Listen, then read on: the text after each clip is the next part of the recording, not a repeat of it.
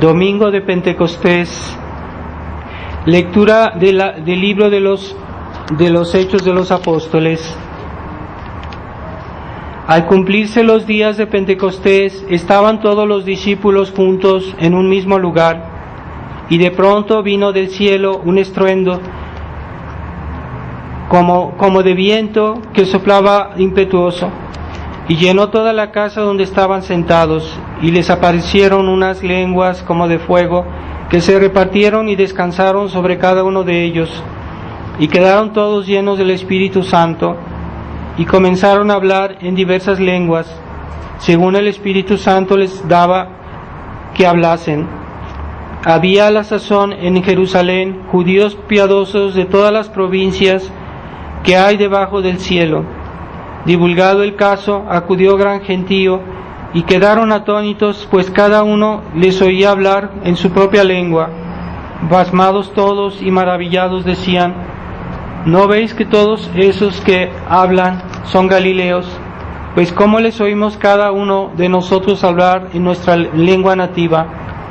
Partos, medos y elamitas, los que habitan en Mesopotamia, Judea, Capadocia y el Ponto y Asia, Frigia y Panfilia, Egipto y la región de Libia, que confina con Cirene, los forasteros venidos de Roma, judíos y prosélitos, los cretenses y los árabes, les oímos hablar en nuestras lenguas las grandezas de Dios. Continuación del Santo Evangelio según San Juan. En aquel tiempo dijo Jesús a sus discípulos: si alguno me ama, guardará mis mandamientos, y mi Padre lo amará, y vendremos a él, y en él haremos mansión.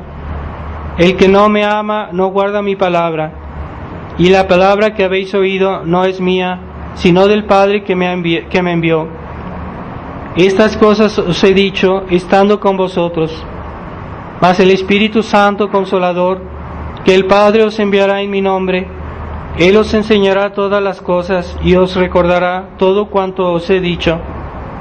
La paz os dejo, mi paz os doy, no os la doy como la da el mundo. No se turbe ni tema vuestro corazón. Habéis oído que os dije: me voy y vuelvo a vosotros. Si me amaseis, os alegraríais sin duda de que voy al Padre, porque el Padre es mayor que yo en cuanto hombre. Os lo digo ahora antes que suceda, para que cuando sucedieren creáis. Ya no hablaré mucho con vosotros, porque viene el príncipe de este mundo, pero nada tiene en mí, mas para que conozca el mundo que amo al Padre, y que cumplo lo que el Padre me ha mandado.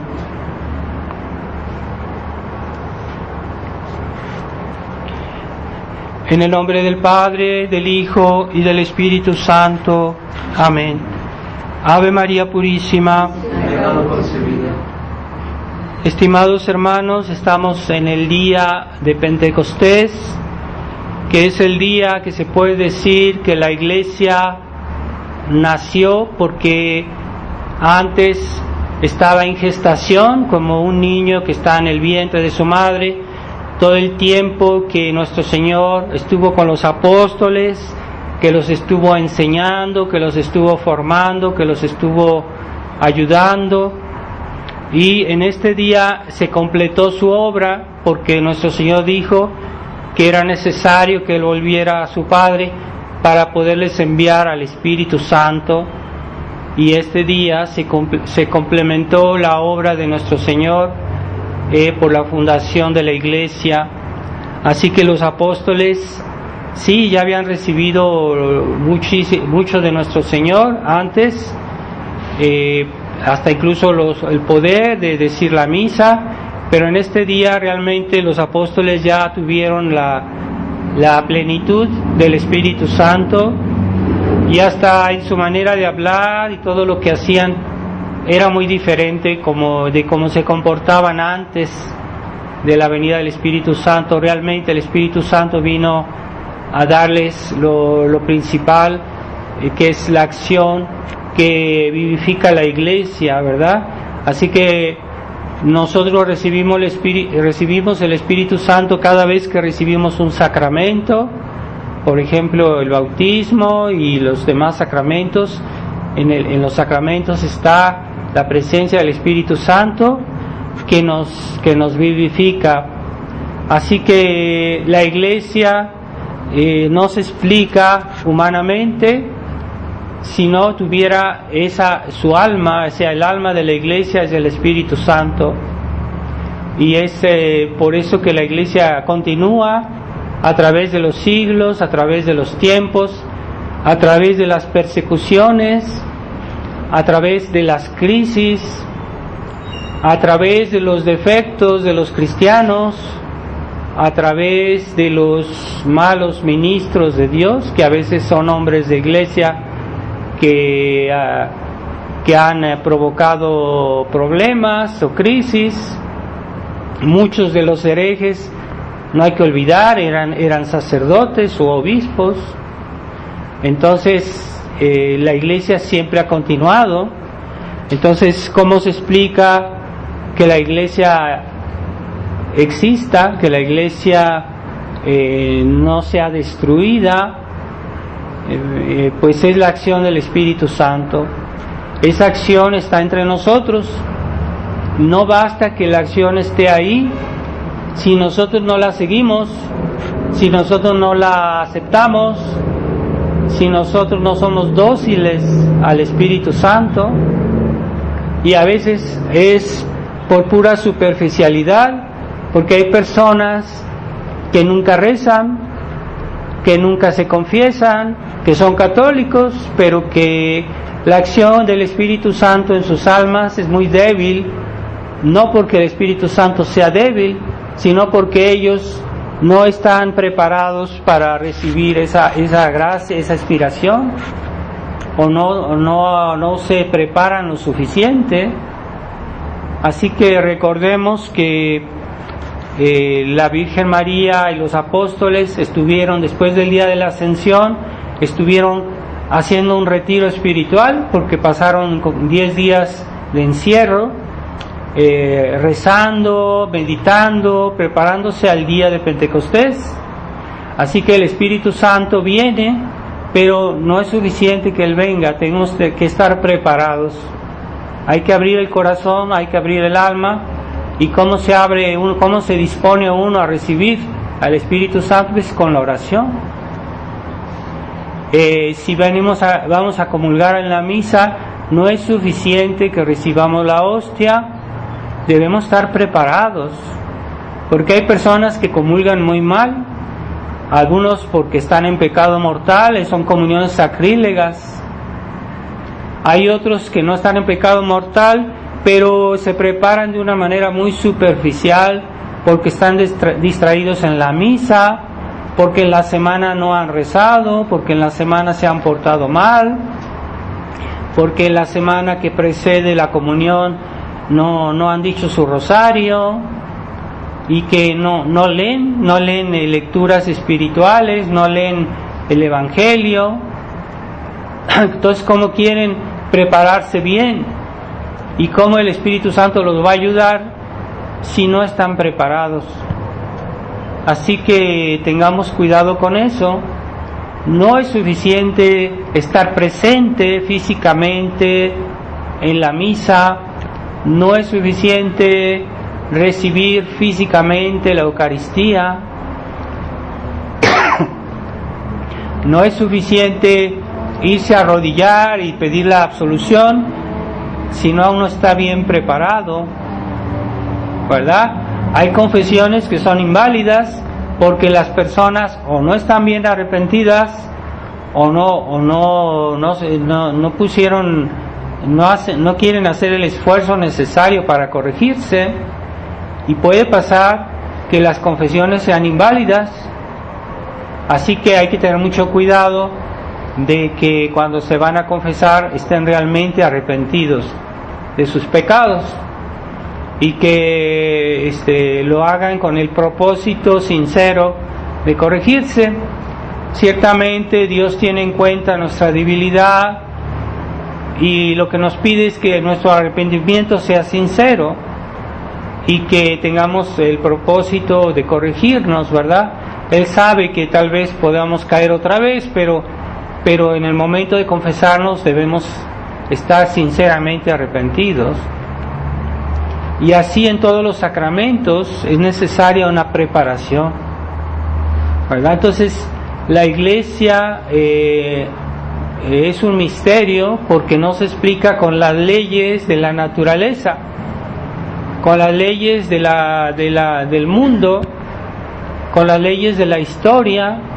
La Iglesia no se explica humanamente. ¿Por qué? Porque lo que rige la Iglesia no son leyes humanas, es el Espíritu Santo. Pero el Espíritu Santo siempre está en consonancia con lo que Jesucristo dijo, porque no puede haber contradicción en Dios.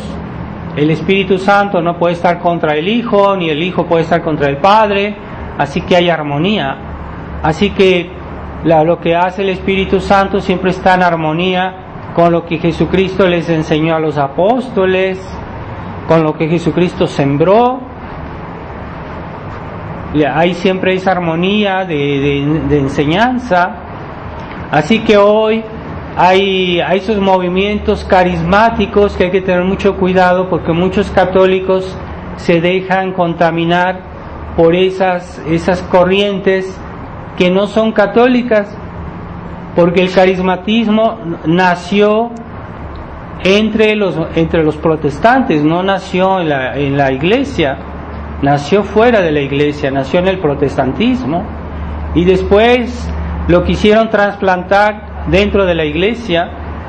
Entonces ahorita en muchas iglesias se hacen reuniones carismáticas y hacen según eso quieren hacer oraciones de liberación.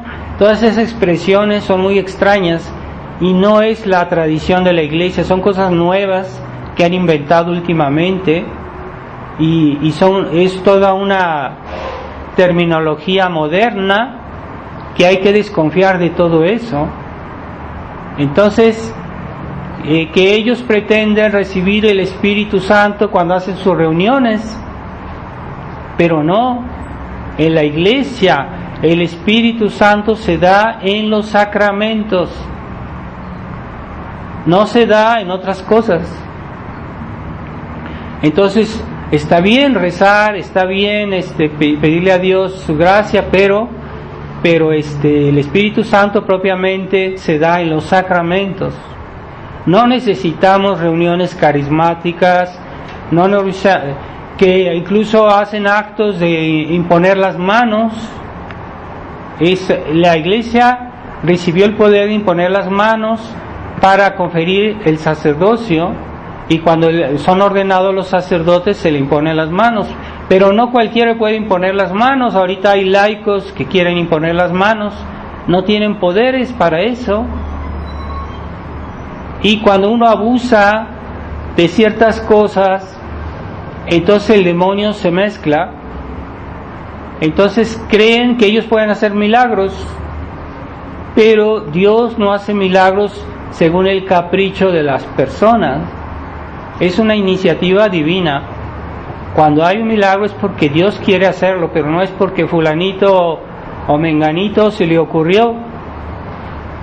Entonces, cuando uno quiere hacer cosas que dependen de la libertad divina y Dios no está obligado a hacerlo, y si lo hacen de todos modos, se exponen a que el demonio se mezcle en eso. Entonces, en esas reuniones carismáticas hay muchos casos de posesión diabólica, y ellos dicen, no, es que recibió el Espíritu Santo, porque esas reuniones están tentando a Dios. Quieren que Dios haga milagros al por mayor. Entonces las personas se desmayan y etcétera. Entonces el demonio puede hacer ciertas cosas, no son verdaderos milagros, pero se llaman prodigios. Entonces hay personas que dicen, es que yo no podía caminar y ahora ya puedo caminar. Es que el demonio puede, en cosas que son puramente mecánicas en el cuerpo, puede ayudar a que funcionen. pero no es un verdadero milagro, eso es un prodigio. Y generalmente esas personas que dicen, es que yo vi un paralítico que no podía caminar y en una reunión carismática ya comenzó a caminar. Sí, puede ser que el demonio facilite eso, pero ya después que pasa un mes o pasa una semana, esa persona vuelve a tener su mismo problema, porque en el fondo no fue curada, sino simplemente fue un prodigio del demonio. Y hay casos de personas que terminan posesas, están posesas por el demonio, porque ellas dijeron que pretendían recibir el Espíritu Santo. Pero en esa situación Dios se aleja y el demonio viene. Entonces todas esas reuniones, esas nuevas devociones que hoy corren, hay muchas nuevas devociones hoy. Hay que atenerse a las devociones tradicionales. Si tenemos un librito de piedad de antes del concilio, que con todas las oraciones aprobadas por la Iglesia, pues eso sí es seguro. Pero ya después del concilio ya no es necesario tener el permiso del obispo para imprimir un libro sobre temas religiosos. Entonces cada quien hace lo que quiere. Hay personas que hacen oraciones, que componen oraciones, son laicos que no tienen estudios de teología, que no tienen la gracia del Espíritu Santo para enseñar.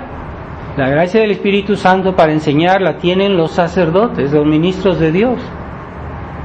Entonces, si los laicos se ponen a hacer nuevas oraciones, añaden advocaciones a las letanías, cuando las letanías de la Virgen se dicen las letanías aprobadas, es decir, que son aprobadas por la Iglesia, y hay gente que se permite cambiarle las palabras por su iniciativa personal. Eso está prohibido, eso no es correcto.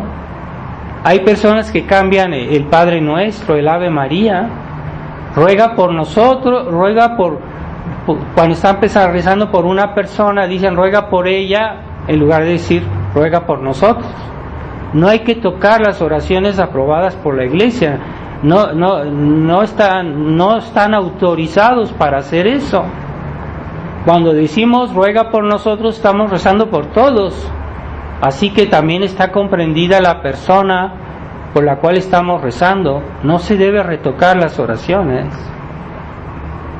Pues hay gente que se toma esa libertad y cambian el Ave María, pero no, la Iglesia ya ha especificado cómo se dicen esas oraciones. Entonces, hay personas que creen que es el Espíritu Santo que las inspira, pero no, es su voluntad propia, su sentimentalismo, lo que fuera, pero eso no viene de Dios. Así que debemos tener mucho cuidado en no tener muchas iniciativas. Y en otros tiempos nadie podía componer una oración, imprimirla y difundirla si no tenía el permiso del obispo. Pero hoy cualquier persona inventa una oración y dice cualquier cosa. Entonces no tienen preparación para hablar de cosas de teología, y pueden decir cosas inexactas o cosas incluso graves. Entonces no hay que aceptar todas esas nuevas devociones que están mal. Pero estando hoy la crisis de la Iglesia, pues entonces también desgraciadamente ya no se puede uno fiar a cosas que han sido aprobadas por el clero modernista, porque también hay muchos problemas con eso. Entonces, ¿cómo es posible que la devoción de la Divina Misericordia, que el Papa Pío XII prohibió, que el Papa Juan XXIII prohibió, ahora ya está permitida? Entonces, hay una contradicción, o está bien o está mal.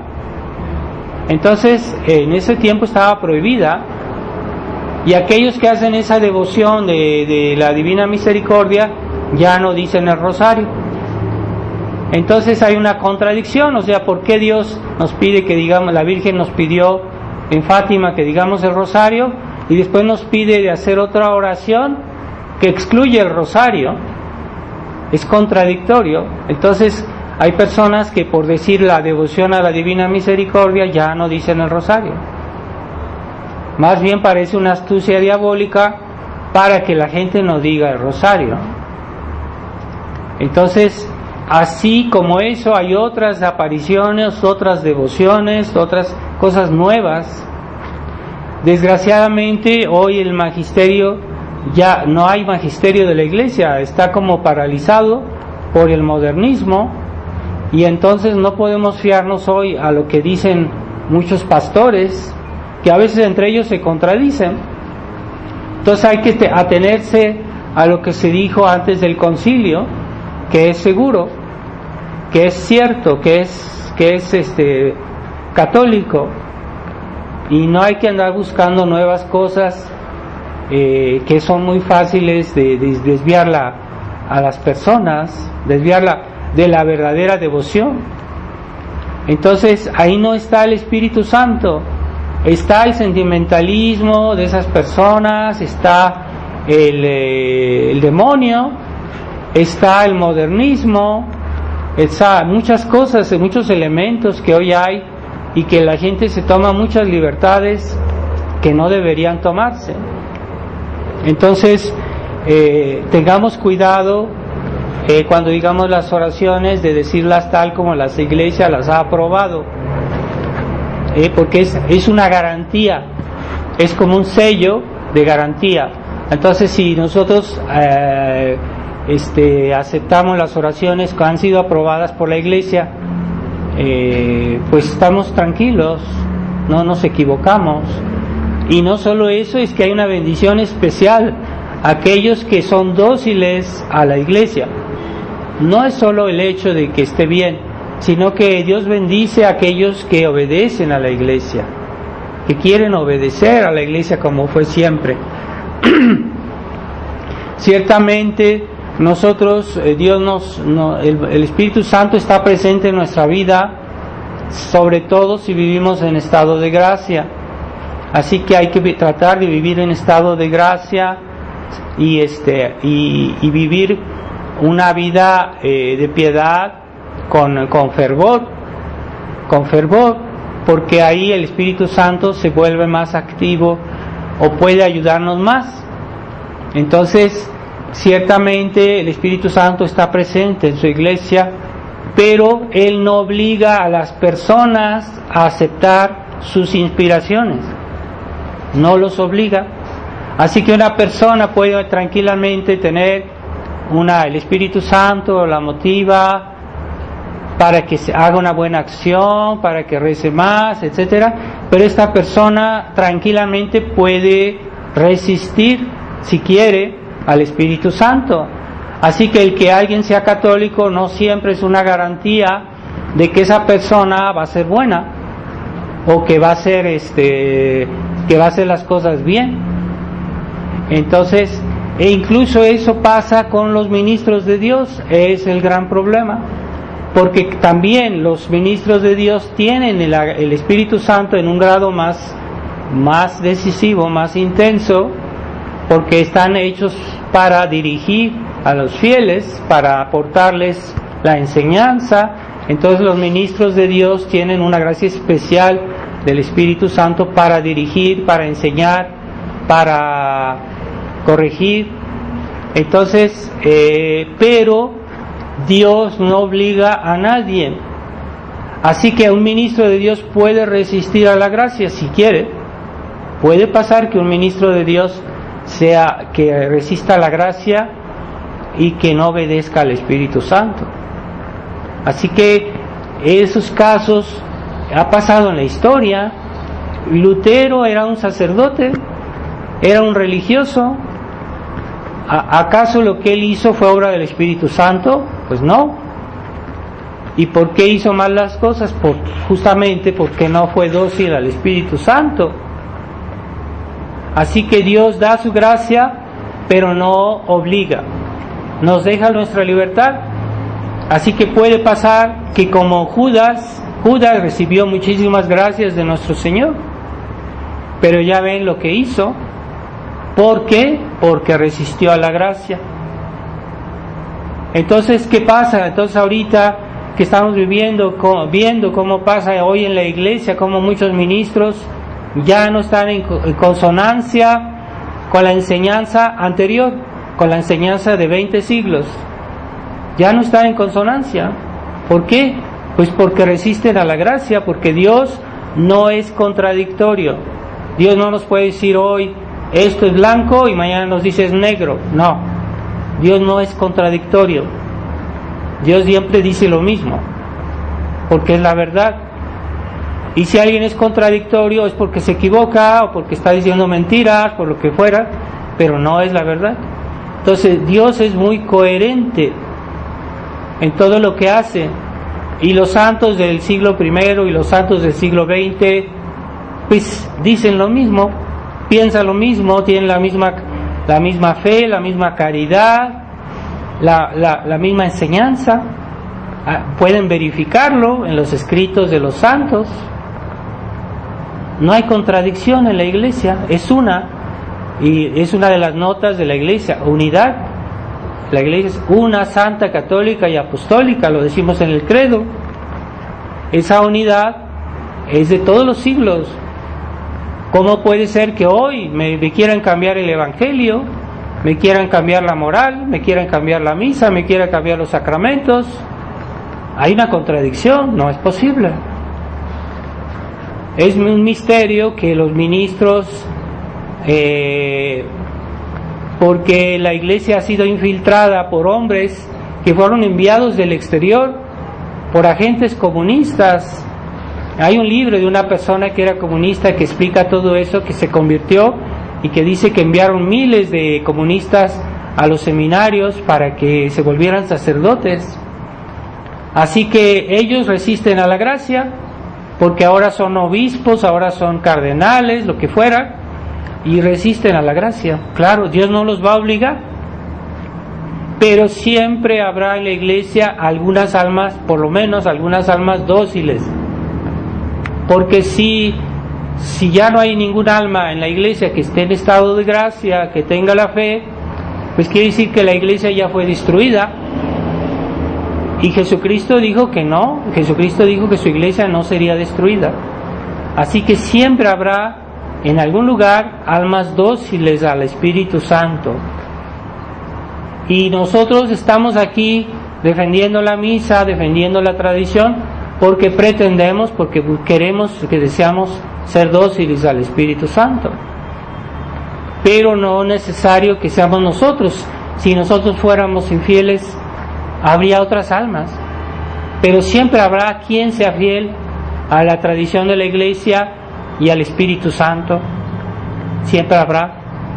Entonces, si nosotros tenemos esa gracia actualmente de comprender lo que está pasando, lo que hay que hacer, lo que debemos hacer, pues es una gracia de Dios y hay que ser fieles, no hay que jugar con eso. Pero siempre habrá en el mundo, hasta que Jesucristo venga a juzgar al juicio final a todas las almas, siempre habrá quien represente a la iglesia aquí. Pero el número de las personas que tienen la fe pues está disminuyendo de una manera drástica.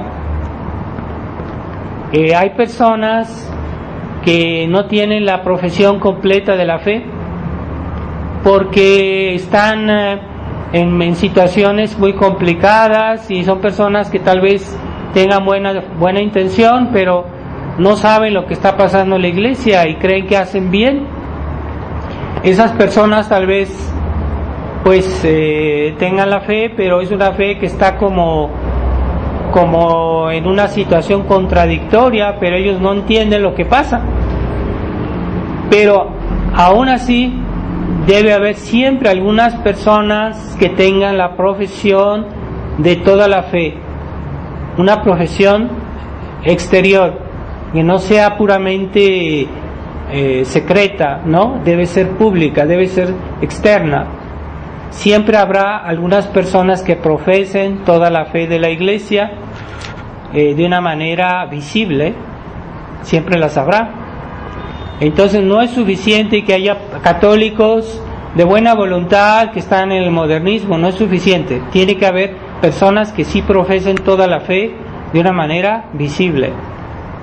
Entonces nosotros pretendemos estar entre ese número, y si no estuviéramos, pues habría otros que lo harían, pero siempre habrá, porque Jesucristo lo prometió, así de simple.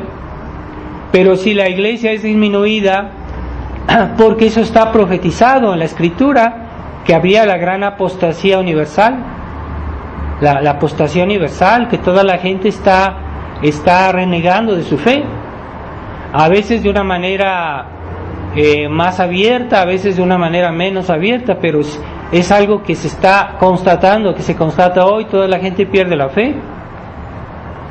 Es un movimiento generalizado. Yo no digo que toda la gente perdió la fe, pero hay mucha gente que ya no sabe uno si tiene la fe o no. Pero aquellos que tienen verdadera fe y que tienen verdadera caridad, pues ahí está el Espíritu Santo, porque Dios actúa en las almas que tienen la caridad.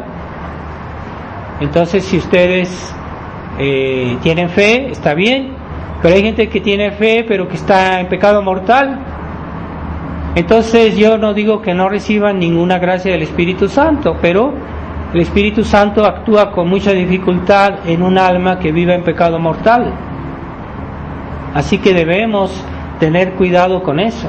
Debemos tratar de ser fieles, porque Dios no nos va a obligar. Dios no quiere imponernos eso. Así que hay un trabajo personal en todo esto, nuestro esfuerzo de todos los días.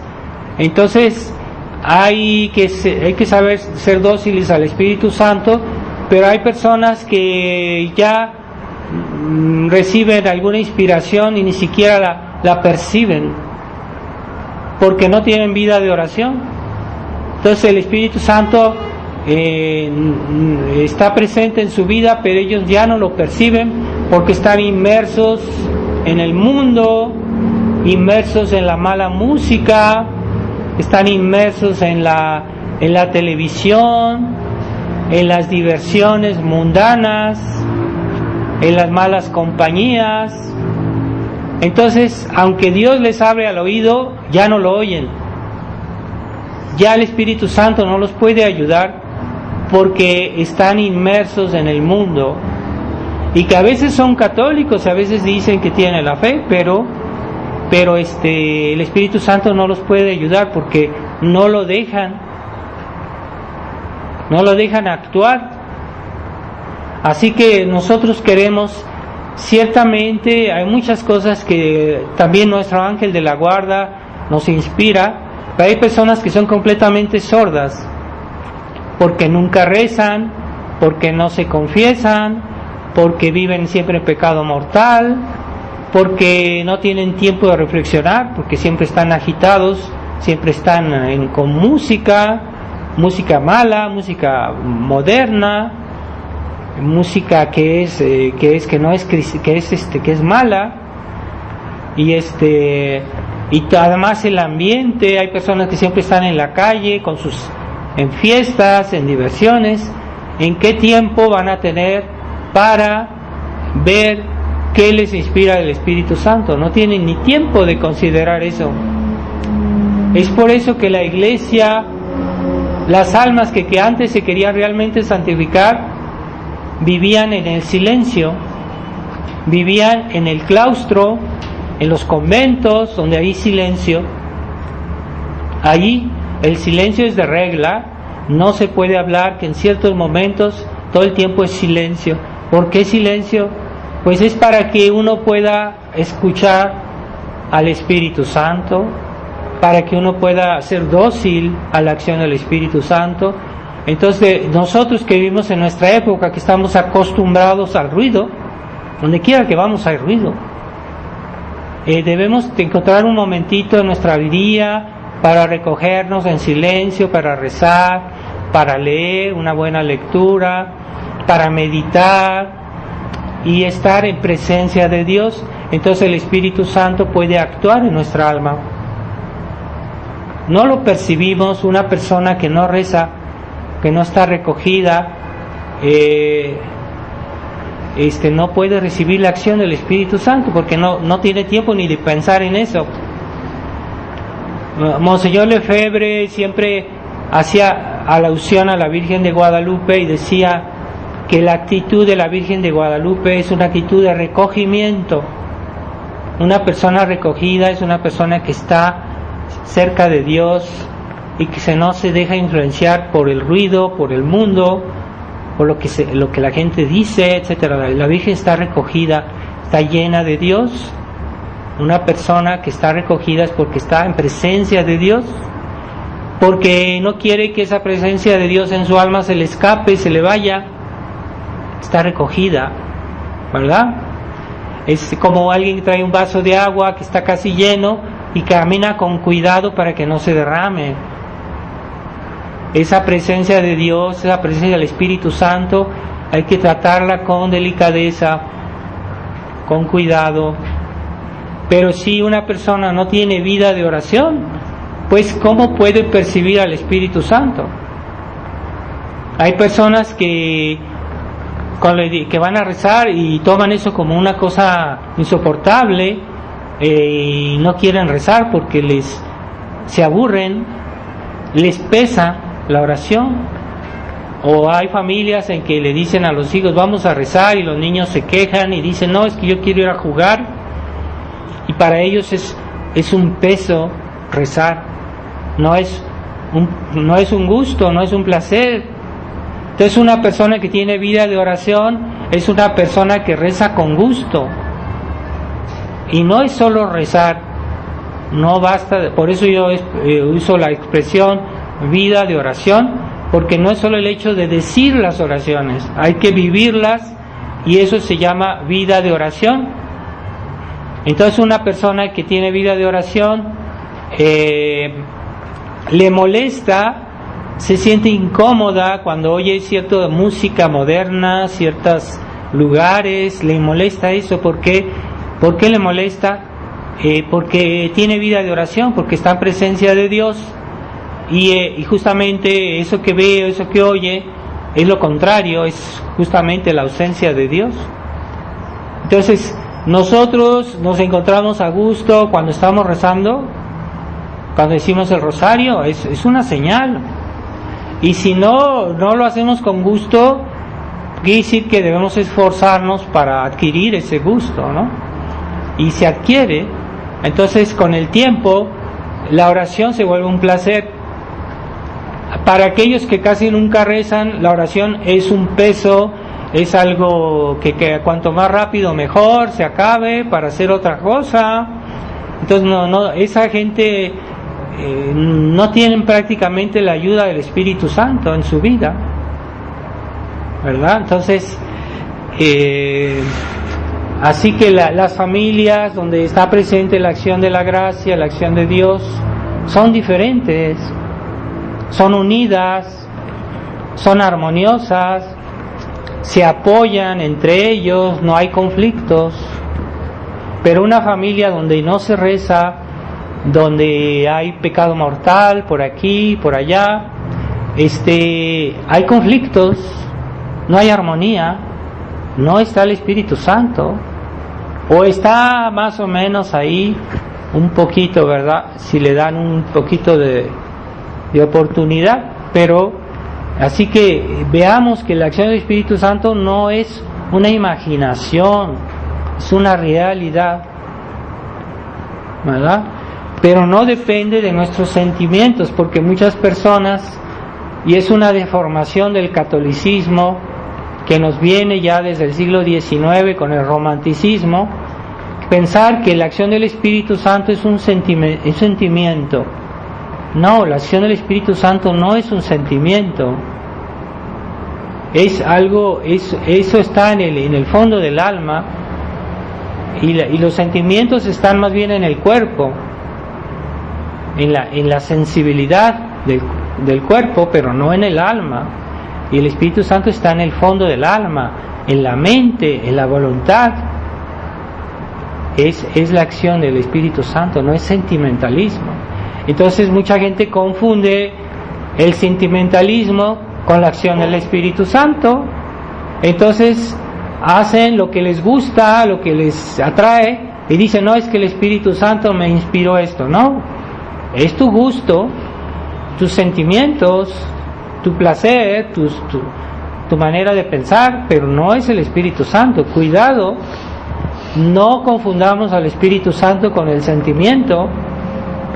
Y eso es lo que hoy se ha hecho creer a muchos católicos, que cuando tienen sentimientos así como muy intensos, es el Espíritu Santo. No es el Espíritu Santo, no actúa así, es más discreto y a veces casi no se percibe. Pero una persona que está acostumbrada a ser dócil al Espíritu Santo, aun cuando no es tan consciente de que el Espíritu Santo le está inspirando esto, de todo modo lo obedece, porque ya está acostumbrada a seguir al Espíritu Santo. Entonces casi espontáneamente lo sigue. Entonces hay que tener la docilidad del Espíritu Santo. No es nuestro gusto personal, no es mi voluntad personal, no es mis sentimientos. Cuidado, que hay gente que le hace decir al Espíritu Santo cosas que Él no quiere decir, que no quiere inspirarnos. Eso viene de un puro sentimentalismo. Es malo el sentimentalismo, pero hay sentimientos que están sometidos a Dios. Ahí pueden ser buenos, pero tienen que ser sometidos al Espíritu Santo. Pero no hay que confundir el sentimiento con la acción del Espíritu Santo, no es lo mismo. Entonces el Espíritu Santo es mucho más discreto. Nuestro ángel de la guarda muchas veces nos trae ideas y es tan discreto que nosotros pensamos que vienen de nosotros mismos, pero no vienen de nosotros mismos, vienen de nuestro ángel de la guarda. Pero es muy discreto la acción de nuestro ángel de la guarda también. Entonces no nos atribuyamos a nosotros todo lo que, es que yo tuve una buena idea, yo tuve esto es una iniciativa.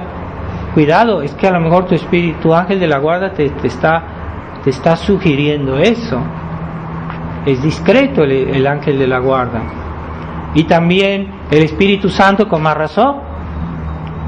Pero una persona que está acostumbrada a rezar bien, a comulgar bien, a confesarse bien, a asistir bien a la misa, pues el Espíritu Santo está presente en su vida, y a veces ella actúa naturalmente, espontáneamente, y el Espíritu Santo la está ayudando, pero ella no se da bien cuenta, pero a veces es porque el Espíritu Santo le ayuda, la inspira. Pero no es sentimentalismo, no es voluntad propia, porque hay mucha gente que cree que su voluntad, sus gustos son la voluntad de Dios, y están soñando, están imaginando cosas. No es así. Dios es siempre racional, nunca es arbitrario. Entonces cuando yo hago algo que me parece que tengo mucho sentimiento y que no sé qué, pero no es racional, no es de Dios, no es el Espíritu Santo. Dios no hace cosas necias, absurdas. Tengamos bien presente eso, porque hay personas que a veces toman decisiones y creen que es el Espíritu Santo, y no, es su sensibilidad, sus gustos, lo que ella le gusta, lo que ella quisiera. Así que no, cuidado, ¿verdad? El Espíritu Santo, para ser fieles al Espíritu Santo hay exigencias, no viene así nomás. Hay que prepararse, hay que rezar, hay que tener una vida constante de fidelidad para que el Espíritu Santo sea más presente en nuestra vida. Los santos, que eran los instrumentos del Espíritu Santo, eran toda su vida fue una vida de esfuerzo de penitencia, de oración, etcétera, etcétera, para ponerse bajo la tutela del Espíritu Santo. Así que no es así de fácil, ¿verdad? Y también de infidelidad en infidelidad uno se vuelve cada vez más duro a la acción del Espíritu Santo. Eso es lo que le pasó a los padres de la Iglesia Conciliar, que comenzaron con poquitos detalles. Es que ahora nomás vamos a dar la comunión de pie, ahora después vamos a pasar a hacer que la reciban de la mano, y después vamos a pasar a que las mujeres den la comunión, y después vamos a pasar, etcétera, etcétera, y se la llevan así, de infidelidad en infidelidad, cada vez se vuelven más duros a la acción del Espíritu Santo, y se vuelven más dóciles a la acción de, ya saben quién, ¿verdad? Entonces hay que tener mucho cuidado con eso, ¿verdad? Entonces también podemos ver en lo que es en la Fraternidad San Pío X, que empezaron con hacer como pequeñas concesiones con Roma, con el Vaticano, y se la llevan así, cada vez son cosas más graves, pero cada vez se enceguecen más y cada vez ven menos el problema. Entonces llega un momento que uno puede pasarse el camello y ya no no ver y nada más ver el mosquito, pero ya no ven el camello que se tragan, ¿verdad? Porque han hecho muchas cosas en el sentido de hacer un pacto con Roma que no eran convenientes, que no eran necesarias, que eran imprudentes, que eran tentar a Dios, porque Dios no hay que tentar a Dios. Cuando uno tienta a Dios, puede ser un pecado contra el Espíritu Santo, y cuando hay un pecado contra el Espíritu Santo, uno se enceguece, uno se vuelve duro a la acción del Espíritu Santo. Entonces no hay que tentar a Dios. O sea, cuando uno hace una imprudencia en cuestiones de fe, uno se pone en ocasión de pecado y uno sabe bien que eso es pecado, que eso es peligroso, entonces uno está tentando a Dios, ¿verdad? Por ejemplo, alguien que va a un lugar donde que hay una ocasión de pecado grave y se expone a eso, no espere que Dios lo va a proteger, porque él mismo está poniéndose en una situación muy peligrosa que Dios ya anteriormente le había prohibido.